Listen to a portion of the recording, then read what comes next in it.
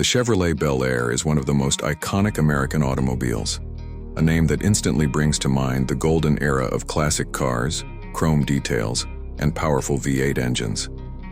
First introduced in 1950, the Bel Air quickly established itself as a symbol of post-war American prosperity and automotive design.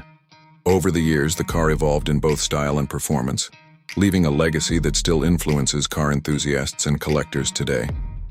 The first generation of the Chevrolet Bel Air, produced between 1950 and 1954, was introduced as a two-door, hardtop that combined the sleek styling of a convertible with the comfort of a closed roof.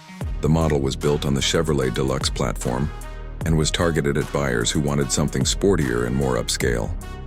Early models featured modest six-cylinder engines, but what really caught attention was the design: rounded lines, chrome trim, and stylish two-tone paint schemes that made the Bel Air stand out. The real transformation of the Bel Air came in 1955.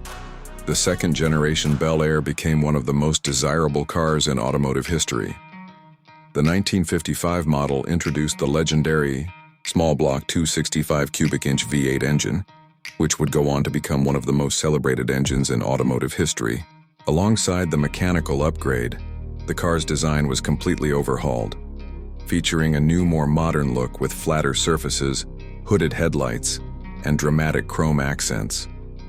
The 1955, 1956, and 1957 Bel Airs, commonly known as the Tri-5, are especially beloved by collectors today. The 1957 model, with its distinctive tail fins and wide open grille, is arguably the most iconic of them all, often used as a symbol of the classic American car. By the time the third generation arrived in 1958, the Chevrolet Bel Air had become larger and more luxurious. The car reflected the changing tastes of American consumers, who were looking for more comfort, space, and style. The 1958 Bel Air featured longer, lower, and wider body lines, with quad headlights and heavily sculpted sides. Under the hood, more powerful engine options were available, including a 348 cubic-inch V8, giving the Bel Air more muscle to go along with its elegant looks.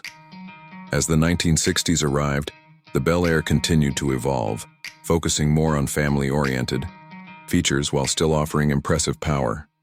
It remained a full-size car with a variety of body styles, including sedans, coupes, and station wagons. The car was practical, reliable, and stylish, the perfect combination for middle-class America, although not as flashy as the earlier Tri-5 models. The 1960s Bel Airs still had strong design elements and could be ordered with powerful big-block engines that delivered solid performance on the road. In the later years of its production, the Bel Air began to lose some of its glamour as Chevrolet shifted focus to other models like the Impala and the Chevelle. By the 1970s, the Bel Air had become more of a fleet vehicle, often used by police departments and taxi services. Production for the U.S. market ended in 1975, marking the end of an era for a car that had once been a shining example of American design and engineering. Despite its discontinuation, the Chevrolet Bel Air remains a beloved classic today.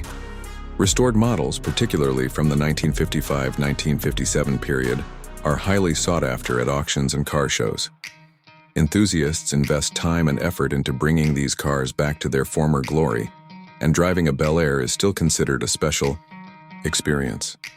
It represents a time when cars were not just transportation, but an expression of style, success, and the American dream. The Chevrolet Bel Air will forever be remembered as one of the most iconic vehicles in automotive history.